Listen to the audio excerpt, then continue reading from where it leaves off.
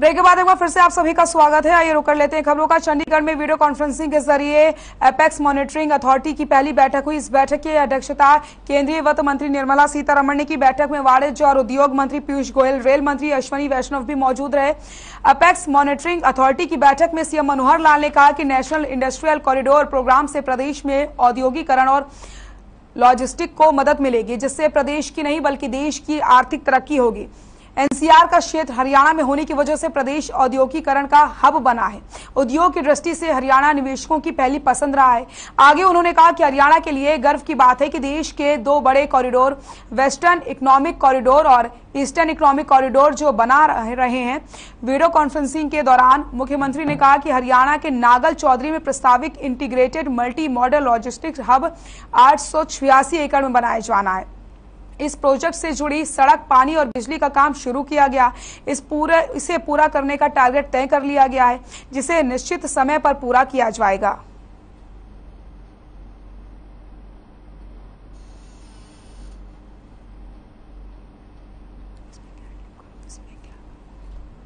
वित्त मंत्री ने अध्यक्षता की है। एनआईसीडीसी से होगी पूरे देश की तरक्की। तो आपको बताते चले, कई राज्यों के मुख्यमंत्री भी इस मीटिंग में शामिल हुए हैं।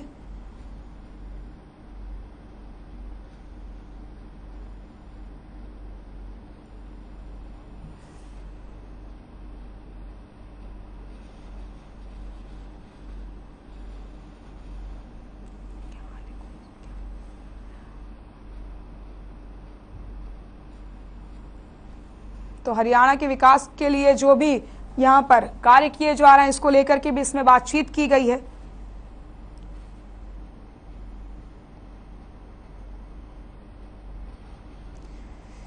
एनआईसीडीसी से पूरे देश की तरक्की की जाएगी। केंद्रीय वित्त मंत्री निर्मला सीतारमण की अध्यक्षता में यह बैठक हुई है। मुख्यमंत्री मनोहर लाल ने भी अपने सुझाव इसमें रखे हैं।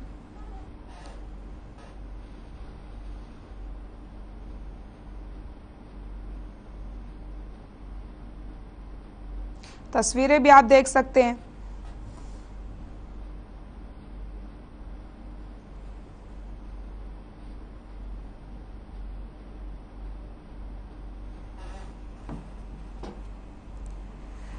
एपेक्स मॉनिटरिंग अथॉरिटी की अहम बैठक आयोजित की गई। वित्त मंत्री ने इसकी अध्यक्षता की।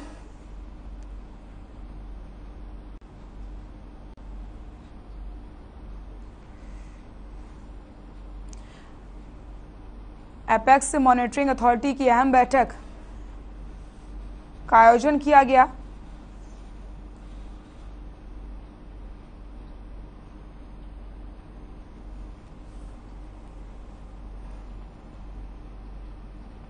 केंद्र सरकार की ओर से शुरू किए गए हर घर तिरंगा अभियान के तहत हरियाणा में हर घर पर 11 से 17 अगस्त 2022 तक तिरंगा फहराया जाएगा।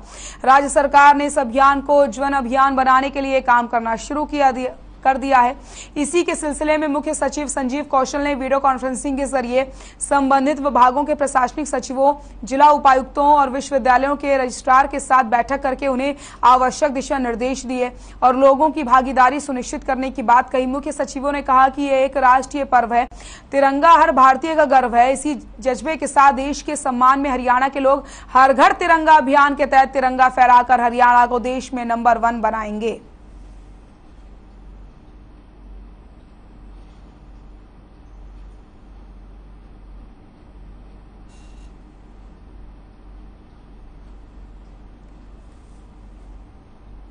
सोनीपत मार्केट कमेटी की देखरेख में मुख्यमंत्री किसान एवं खेतीहर मजदूर जीवन सुरक्षा योजना के तहत चेक वितरण कार्यक्रम का आयोजन किया गया, जिसमें बतौर मुख्य अतिथि सांसद रमेश चंद्र कौशिक ने शिरकत की और 9 लाभार्थियों किसानों के परिवारों को 28,62,500 रुपए राशि के चेक बांटे गए। इस दौरान सांसद रमेश चंद्र कौशिक ने बताया कि देश के प्रधानमंत्री नरेंद्र मोदी और हरियाणा के मुख्यमंत्री मनोहर लाल के नेतृत्व में किसानों को शक्तिशाली बनाने के लिए लगातार काम किया जा रहा है, जिसके चलते सोनीपत के गांव सेरसा में एशिया की सबसे बड़ी मसाला और ड्राई फ्रूट्स मंडी बनाने के लिए 16 एकड़ भूमि 50 करोड़ रुपए में खरीदी गई, जिसकी 4 दीवारी का काम पूरा किया जा रहा है। वहीं यहां पर मंडी बनने के बाद किसानों और व्यापारियों को बड़ा फायदा मिलेगा। इसके अलावा गांव जखोली में फल और सब्जी मंडी के निर्माण कार्य के लिए 10 एकड़ भूमि 8 करोड़ रुपए की लागत से खरीदी गई है।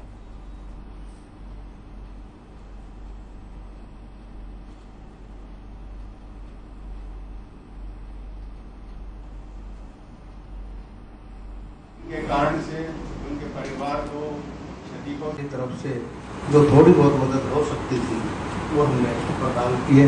ये लगभग 28.5 लाख रुपए के अभी वितरित किए हैं ताकि इनकी कोई हेल्प हो सके। और इसके ये स्कीम जो है प्रधानमंत्री और नरेंद्र मोदी जी के नेतृत्व में जो सरकार चल रही है और माननीय मुख्यमंत्री मनोहर लाल जी ने प्रधानमंत्री किसानों के लिए तरह तरह की स्कीमें।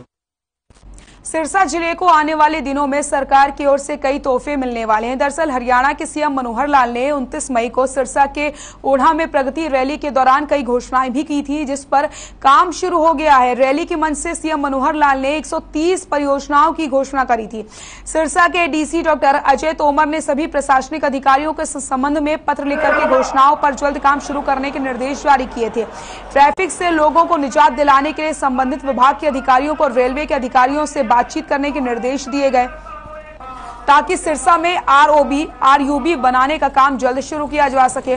उन्होंने कहा कि अलग अलग विभाग के फाइनेंशियल कमिश्नर के पास मंजूरी के लिए प्रोजेक्ट की जानकारी भेजी गई है।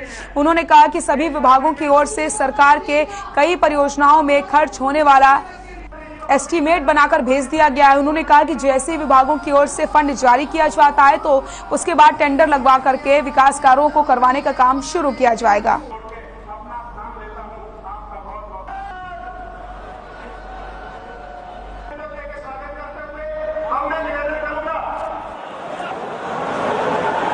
घोषणाएं हमने की है और मैं अगर आपको मोटा एक आंकड़ा बता दूं तो पिछले 7 साल के अंदर आर्थिक डिपार्टमेंट के लोगों ने मुझे बताया है कि साहब आपने 3676 करोड़ रुपए के काम इस जिले में कराए।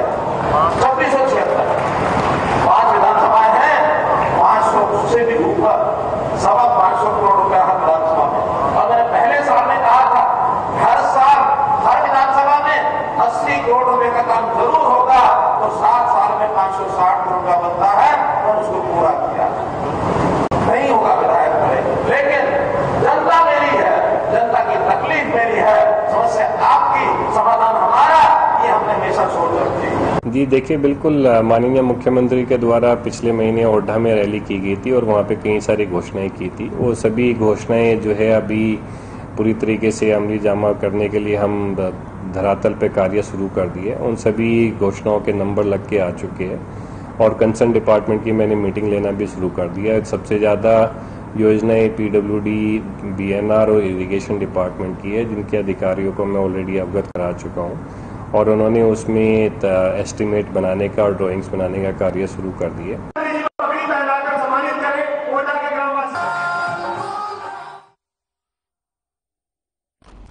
हरियाणा में यातायात कनेक्टिविटी मजबूत करने की दिशा में तेजी से काम चल रहा है और अब बहुत जल्द प्रदेश को 2 नए हाईवे की सौगात मिलने जा रही है। आपको बता दें कि 2000 करोड़ की लागत से तैयार गुरुग्राम सोहाना एलिवेटेड हाईवे का शुभारंभ 11 जुलाई को केंद्रीय सड़क एवं परिवहन मंत्री नितिन गडकरी करेंगे। एलिवेटेड हाईवे गुरुग्राम से दिल्ली बड़ोदरा एक्सप्रेस वे को जोड़ने का कार्य करेगा। उपायुक्त की माने तो इस नेशनल हाईवे का निर्माण 2019 में शुरू हुआ था, जिसे 2021 में पूरा किया जाना था, लेकिन कोविड के चलते इस योजना को पूरा करने में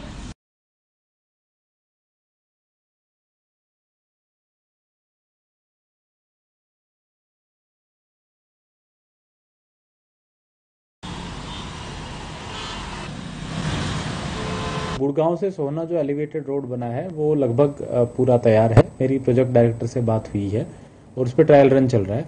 आने वाले हफ्ता 10 दिन में इसका विधिवत रूप से उद्घाटन भी जो है वो माननीय मुख्यमंत्री जी और बाकी सभी जो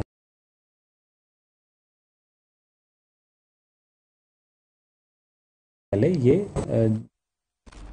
हरियाणा प्रदेश के सरकारी स्कूलों में पढ़ने वाले छात्र छात्राओं की शिक्षा मजबूत करने और किशोर वैज्ञानिकों को प्रोत्साहन देने के लिए शिक्षा विभाग बुनियाद स्कीम चलाई है। इसके तहत चुने गए स्कूली बच्चों को ऑनलाइन माध्यम से फ्री कोचिंग उपलब्ध करवाई जाएगी ताकि ये बच्चे भविष्य के बेहतर वैज्ञानिक बन सकें। इस योजना के प्रथम चरण के लिए 1 जुलाई से ऑनलाइन रजिस्ट्रेशन शुरू हो गया है। इसको लेकर के प्रदेश भर में 51 बुनियाद केंद्र बनाए जाने हैं, जिनमें 4 भिवानी जिले में है। इस योजना के प्रथम चरण में प्रदेश के सभी 22 जिलों से 3000 बच्चों को चुना जाएगा, जो इन 51 बुनियाद केंद्रों के NTSE किशोर वैज्ञानिक प्रोत्साहन योजना और अन्य टैलेंट सर्च प्रतियोगिताओं की कोचिंग लेंगे। भिवानी के जिला शिक्षा अधिकारी राम अवतार शर्मा, राजकीय कन्या माध्यमिक विद्यालय की प्रिंसिपल कुसुम कटारिया और राष्ट्रपति अवार्डी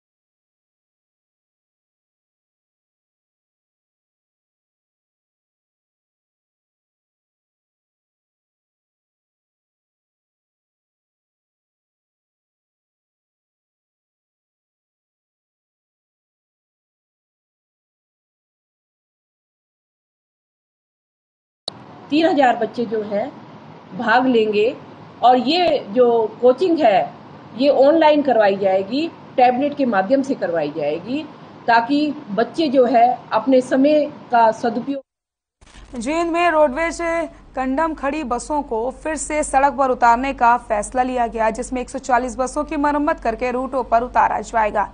जींद डिपो में फिलहाल 140 बस कंडम खड़ी हैं, जो कि चलने की हालत में नहीं है और उनकी समय सीमा भी पूरी हो चुकी है, जिसको लेकर के जींद डिपो ने रोडवेज निदेशालय को लेटर भेजा, जिसमें इन कंडम बसों का सर्वे करवाने को कहा गया है। पिछले 8 सालों की बात करें तो रोडवेज में 35 बसें ही आई हैं, जिनमें से 5 मिनी बस हैं। जींद डिपो में फिलहाल 101 रोडवेज बस हैं और डिपो को लगभग 100 बसें और चाहिए।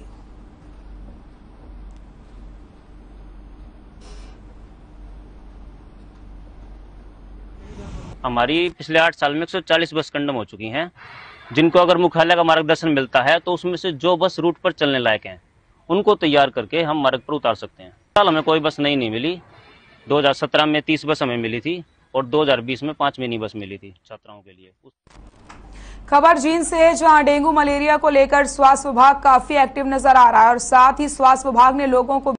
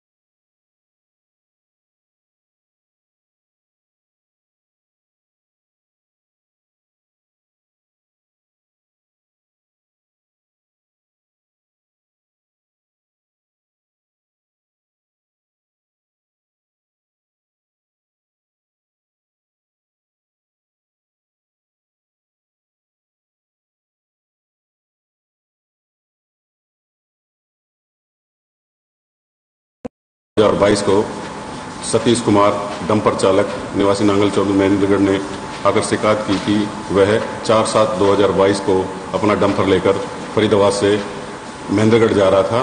तो ग्वालपाड़ी में तैनात हेड कांस्टेबल सुनील ने उसको डंपर को रोककर उससे मतलब जो है कहा कि जो अब डंपर चलाना है तो आपको 10,000 रुपये मंथली के रूप में। खबर रेवाड़ी से है, जहां दोस्तों संग नहर में नहाने गए छात्र का शव जेएलएन के पंप हाउस से बरामद हुआ।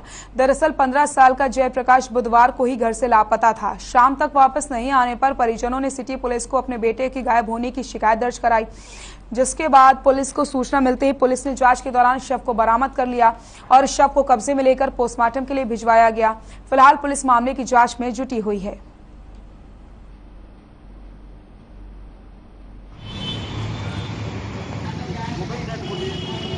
उसके फादर ने फोन उठाया कि इतनी कॉल आ रही है, तू फोन क्यों नहीं उठा रहा।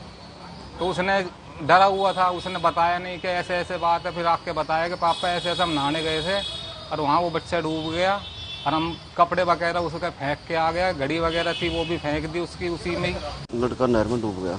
जिस सूचना पर हम पहुंचे वहाँ मौके पर बड़ी नहर दिल्ली रोड, वहाँ पर पहुंचे तो वहाँ एक लड़का था 15 साल का, जयप्रकाश सनोप हेमंत कुमार, शांति नगर रेवाड़ी। उस लड़के की डेड बॉडी वहाँ रखी थी और वहाँ हमने देखा कि पता चला कि वो 3 लड़के कल शाम को नहर में नहाने के लिए गए थे, 4 लड़के। और उसका जो साथी था उससे हमने पूछताछ की प्रिंस कुमार से। प्रिंस कुमार ने बताया कि हम चारों नहर में नहाने के लिए गए थे और नहाते वक्त वो एक लड़का। भिवानी में प्रेम प्रसंग के चलते विवाद का मामला सामने आया, जहां प्रेम प्रसंग से हुई शादी के बाद पति ने पत्नी को मारने की कोशिश की, जबकि उसकी पत्नी 3 महीने की प्रेग्नेंट थी। बावजूद इसके पति ने पत्नी को चौथी मंजिल से धक्का दे दिया, जिससे पत्नी के शरीर की कई हड्डियां टूट गई हैं। वहीं स्थानीय लोगों ने पीड़िता को सामान्य हॉस्पिटल में भर्ती कराया। अब महिला हॉस्पिटल के वार्ड नंबर 3 में जिंदगी और मौत की लड़ाई लड़ रही है और इंसाफ की मांग कर रही है। वहीं पुलिस मामले की जांच में जुटी हुई है।